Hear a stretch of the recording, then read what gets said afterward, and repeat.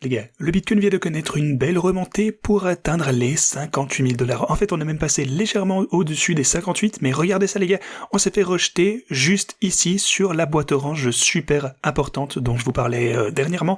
La question est donc maintenant de savoir, est-ce qu'on va une fois de plus pouvoir dépasser ceci à la hausse, rencontrer une fois encore des prix plus élevés, ou est-ce qu'on va se faire rejeter, voire un pullback, et une fois de plus redescendre vers les 51 000 $. Et bien aujourd'hui, c'est exactement de ceci dont on va discuter. J'ai également quelques graphiques super important que j'aimerais partager avec vous. Aussi, on a une prévision de prix de la part de Michael Saylor qui nous indique quel pourrait être le prix du Bitcoin dans le futur. Des choses super importantes à se dire aujourd'hui, alors assurez-vous de rester du début jusqu'à la fin de cette vidéo. Bienvenue à tous, je m'appelle Maxime et je vous apporte chaque jour des nouvelles vidéos en français sur les crypto-monnaies en vous apprenant comment vous faire de l'argent sur ce marché. Si vous êtes nouveau sur cette chaîne, alors je suis sûr de vous abonner et d'activer la cloche dès maintenant. Ok, allons directement droit au but. Hier, on a eu une grosse poussée de la part du Bitcoin, comme je vous le disais dans l'introduction. On est remonté jusqu'aux 58 000 $, finalement un peu d'espoir. Cependant, on s'est fait rejeter juste ici sur cette boîte orange extrêmement importante. Évidemment, ça a été une résistance importante. On est à pullback ici.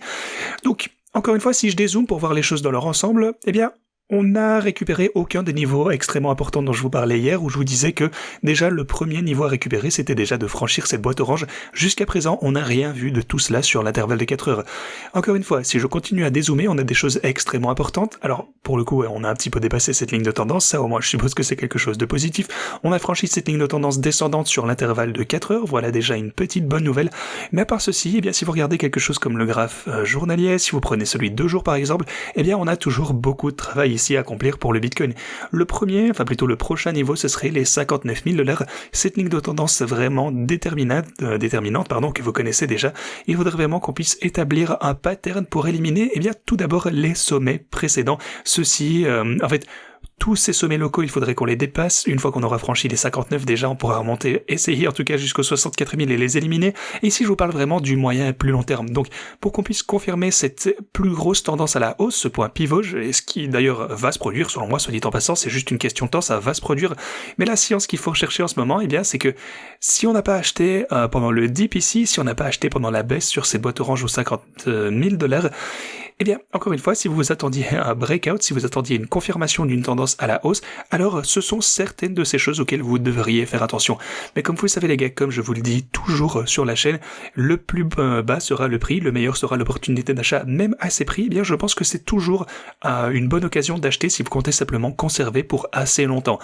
Quoi qu'il en soit, on va parler maintenant de cette tendance on va dire d'inversion de tendance baissière qu'on a vu sur les intervalles plus courts et donc d'un passage à une tendance plus haussière. Le premier qu'on voudrait franchir, c'est le premier sommet aux 65 000 $. Pour le coup, on a 59 ici si vous regardez la ligne de tendance qui est d'ailleurs, je vous le répète, sur l'intervalle journalier. Alors si vous regardez ceci, ça c'est vraiment un des éléments clés à retenir. Actuellement, on est aux 66 000 $.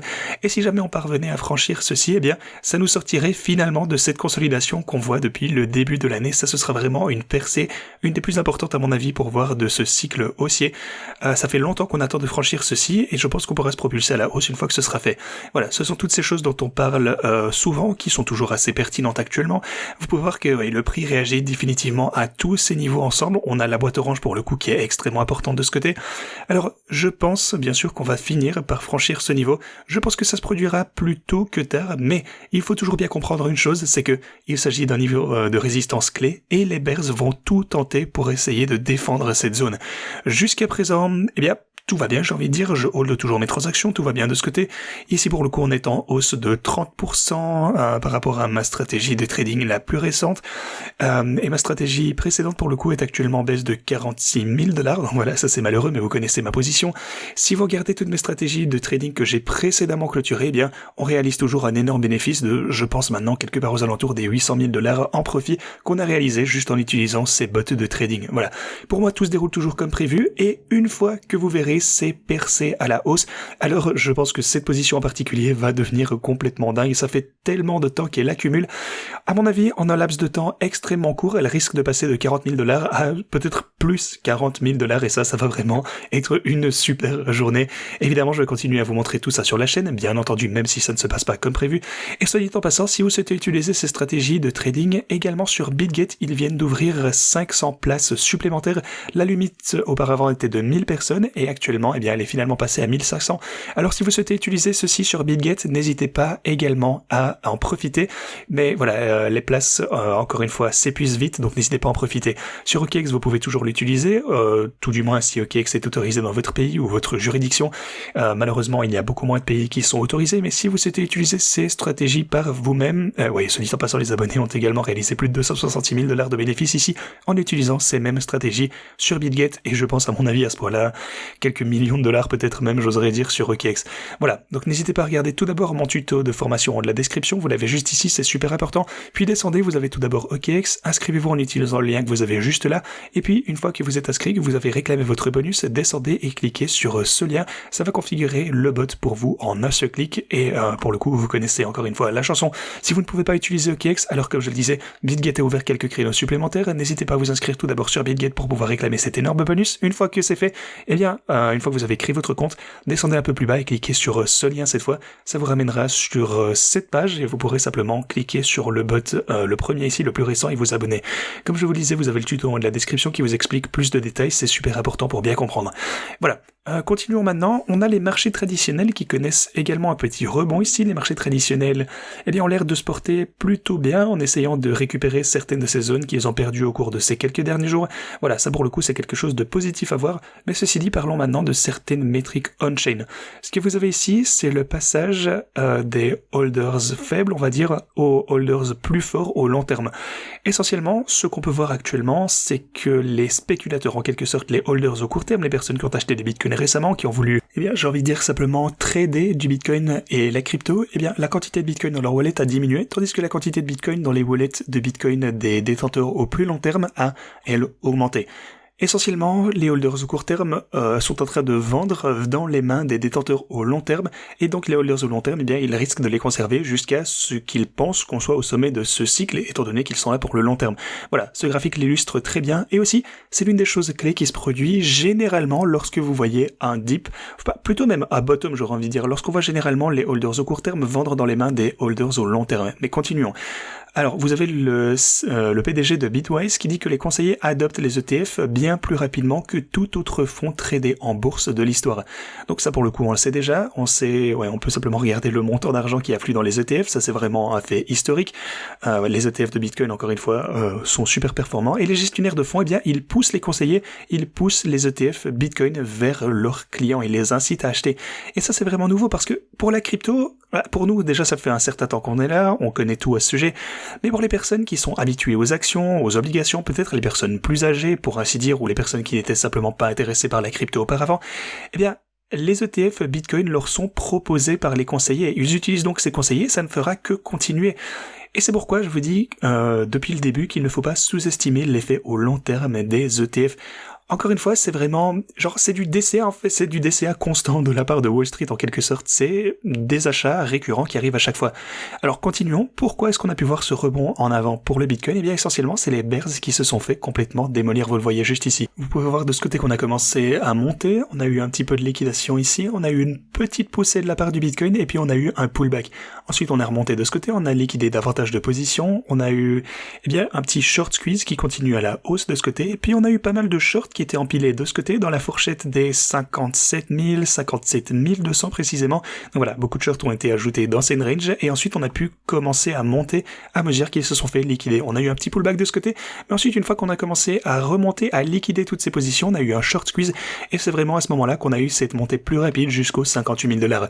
Depuis lors, on a légèrement rechuté et pour le coup, les shorts, eux, n'ont pas vraiment réaugmenté de ce côté. Donc, j'ai envie de dire qu'actuellement, il n'y a pas de potentiel de short squeeze, à moins, en tout cas, dans l'état actuel des choses, à moins que les bears ne recommencent à accumuler plus de shorts ici, bien sûr. Mais voilà.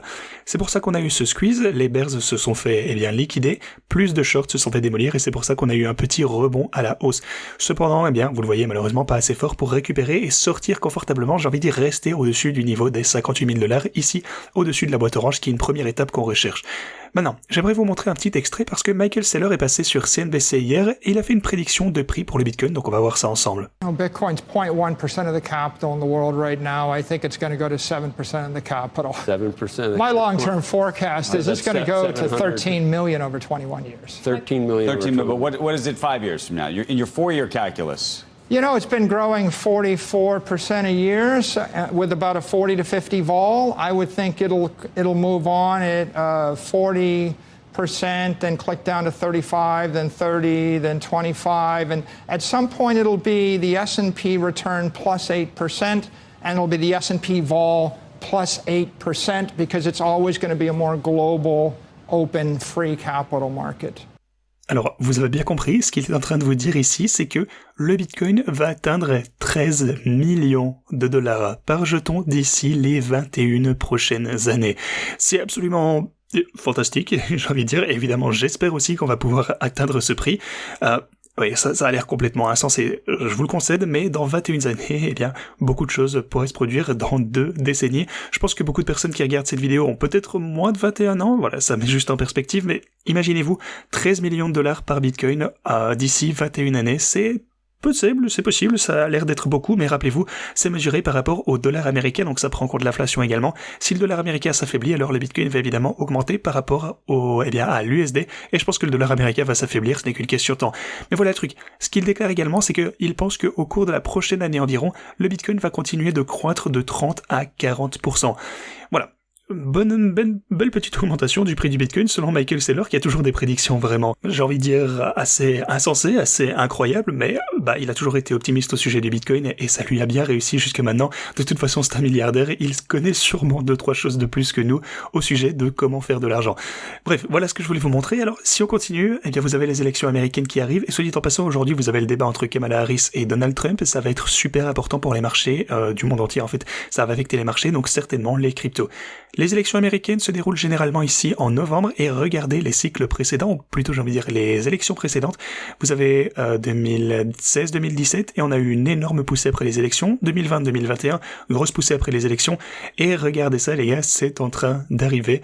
Encore une fois, ça risque de se répéter, surtout, j'ai envie de dire, si Donald Trump remporte réellement les élections, eh bien la crypto, je pense, va exploser après ceci. C'est pourquoi je comprends pas vraiment les gens qui sont en train de vendre leur Bitcoin. Si vous voulez vendre vos altcoins, ça c'est déjà une chose, mais vendre du Bitcoin ou de l'Ethereum, ou peut-être même du Solana, j'en sais rien actuellement, eh bien je pense qu'on va avoir des prix beaucoup plus élevés d'ici 1 ou 2 années, surtout, je le répète, si Donald Trump remporte les élections avec toutes ces lois favorables. Et celui en passant, il est favori à 52% pour gagner contre 46%. Donc voilà, il faut qu'on garde un œil attentif là-dessus, évidemment, mais les choses, je pense, s'annoncent plutôt pas mal. Il ne reste que 56 jours avant ceci.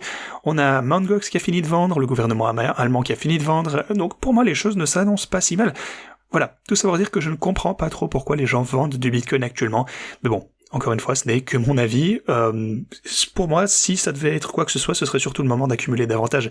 Et ce dit en passant, si vous regardez les performances du mois de septembre, un dernier petit truc avant de clôturer, bon ça vous le savez déjà, mais en septembre, eh bien le Bitcoin se porte généralement assez mal. Pour le coup ici on est déjà en négatif, on est en baisse de 4% par rapport au début du mois, généralement c'est 4,5% de baisse en septembre. Ensuite on a octobre, novembre et décembre qui sont toujours de très bons mois pour le Bitcoin. Voilà. Tout ça pour dire que je garde mes positions, je reste ferme sur mes appuis, je garde mes stratégies trading ouvertes. Je pense qu'avec tout ceci, on finira par atteindre notre objectif d'1 million de dollars de profit, peut-être même avant la fin de cette année, qui sait. De toute façon, je suis convaincu que ça va arriver, je ne suis pas trop impatient. J'ai mes positions, j'ai ma stratégie et je suis serein. Comme toujours, je vous montre tout ici sur la chaîne. Et comme je vous le disais, si vous souhaitez utiliser ces stratégies de trading, vous avez tous les liens pour ce faire dans la description qui vous explique comment procéder, de quoi il s'agit, comment les mettre en place en un seul clic, vous avez toutes les infos. Ceci dit, c'est tout ce que je vais pour vous aujourd'hui. Merci d'avoir regardé et à la prochaine.